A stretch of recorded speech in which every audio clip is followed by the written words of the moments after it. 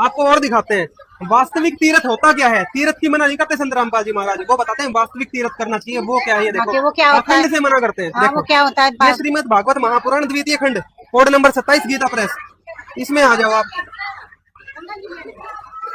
अध्याय नंबर 84 और page number आ जाओ आप 644। भगवान श्री कृष्ण ने कहा, अब देखो एक तो ये पाखंडी बैठ के कथा कर रहे हैं, दूसरे एक भगवान लेवल के एक देवता कहे जाने वाले कृष्ण जी वो क्या बता रहे हैं। देखो बताइए।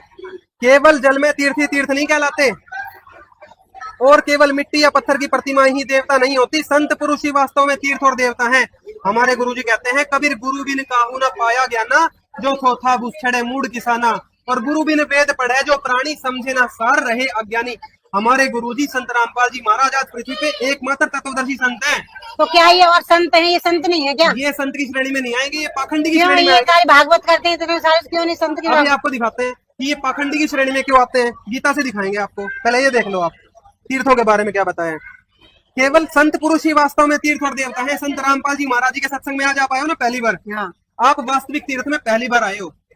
ये देखो आगे, हाँ। अग्नि सूर्य चंद्रमा तारे पृथ्वी जल आकाश वायु वाणी और मन के अधिष्ठात्र देवता उपासना करने पर भी पाप का पूरा पूरा नाश नहीं कर सकते। आपको ये बहुत देवताओं की पूजा भी बताते हैं, सूर्य देव को जल चढ़ाओ, ऐसे सब करते थे, सारे करते हैं ना, तुलसी की पूजा भी आप करते हो।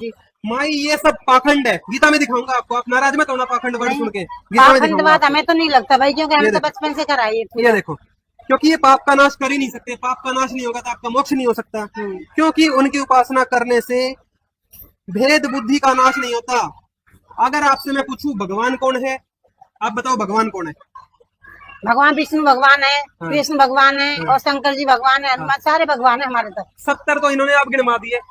ये भेद बुद्धि आप में कैसे आई? इन कथावाचकों के पाखंडी कथाओं को सुन सुन के, इनके असत्य वचनों को सुन सुन के आपके अंदर भेद बुद्धि आ गई। यही इसमें बताया है ग्रंथ में। देखो ये सारी उपासना से भेद बुद्धि का नाश नहीं होता, आपकी भेद बुद्धि बढ़ गई, आप परमात्मा का नाम भी नहीं जानते। कैसे भेद बुद्धि बढ़ गई भाई? क्योंकि हम तो सुन रहे हैं, तो भेद बुद्धि कैसे बढ़ गई? वेदों से, गीता से, कुरान से, बाइबल से, गुरु ग्रंथ साहिब से, और जिन संतों को भगवान मिले उन सब ने बताया है कबीर इज गॉड, कबीर देव है भगवान का, कबीर भगवान है, कबीर भगवान। और हम तो भगवान को ब्रह्मा विष्णु महेश और ये बजरंग बली सबको भगवान, ये सब भगवान हैं, पर ये सब भगवान बहुत निम्न स्तर के हैं कबीर साहब के सामने। जो सब सृष्टि को रचने वाले हैं वो कबीर परमेश्वर है।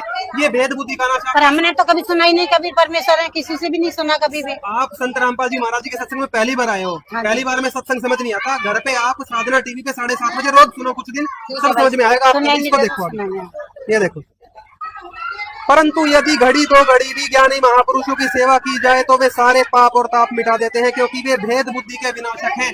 संत रामपाल जी महाराज जी के आप किसी भी शिष्य से पूछ लो, आपको 70 भगवान नहीं बताएगा, वो बताएगा कबीर भगवान है, सबका भगवान है एक, कबीर इज गॉड।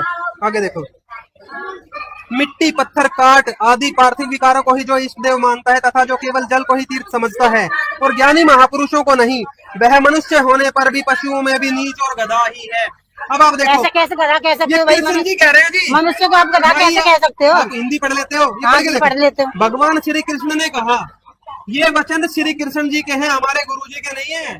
भगवान श्री कृष्ण ने कहा जो लोग इनमें उलझ गए हैं, और कबीर साहब ने भी बताया है, कबीर तीर्थ कर कर जग मुआर कूड़ा पानी नहाए और राम नाम जटा नहीं, वो काल घसीटे जाए। आपको काल घसीटेगा अगर ये साधना में आप फंसे रहे। भाई काल कौन होता है? हमें तो किसी ने नहीं बताया काल होता है। काल इस संसार का मालिक है जी, ब्रह्मा विष्णु शिव का पिताजी है वो सारी कथा आपको पता चलेगी। आपको पुस्तक भी देके भेजेंगे ज्ञान गंगा यहाँ से, वो भी पढ़ना और सत्संग सुनना, तब आपको पता चलेगा।